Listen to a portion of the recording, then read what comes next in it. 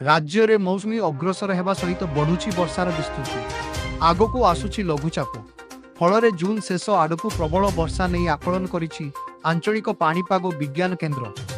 आसंता 25 रु 27 मध्य बंगोपसागर लघुचाप क्षेत्र सृष्टि हो पारे जार प्रभाव में मौसुमी सक्रिय हेबो फल वर्षा बढ़िबो।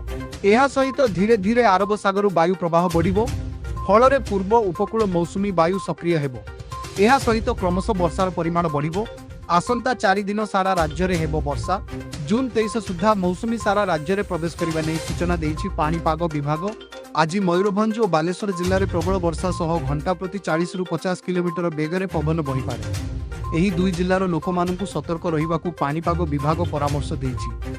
केन्दुझर भद्रक गजपति रायगड़ा कोरापुट और मालकानगिरी जिले में कालबैशाखीर प्रभाव अधिक रहिबो। एही जिलागुड़िक पई ऑरेंज अलर्ट जारी होइछि। अन्य 22 जिला येलो अलर्ट जारी करा जाइछि।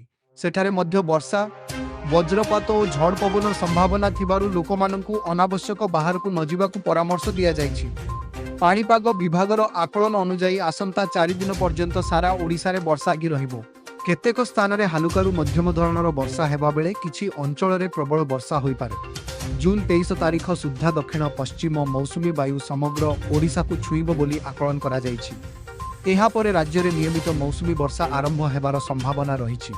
चलित वर्ष मौसुमी राज्य में प्रवेश करथिले मध्य आशा अनुसार वर्षा होई नथिला। सेथिपई लोकमाने एबे मौसुमी सक्रिय हेबाकु अपेक्षा करिसंती। पाणीपाग केन्द्र सूचना अनुसार आसंता 25 रु 27 जून मध्य बंगोपसागर एक लघुचाप क्षेत्र सृष्टि होई पारे। एहा मौसुमी वायु को अधिक सक्रिय करिवो। लघुचाप सृष्टि हेले राज्यर अधिकांश जिल्ला रे वर्षार परिमाण बढ़िबो। विशेषकर उपकूल दक्षिण और आभ्यंतरीण ओडिशा रे भल वर्षा हेबार संभावना रही। आगामी सप्ताह ओडिशार पाणीपाग पई अत्यंत गुरुत्वपूर्ण हेबो।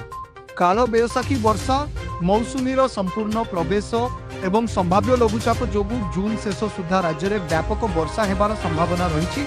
मोट उपरे चाषी मानक पई एहा एक आशाजनक खबर होई पारे। धन्यवाद।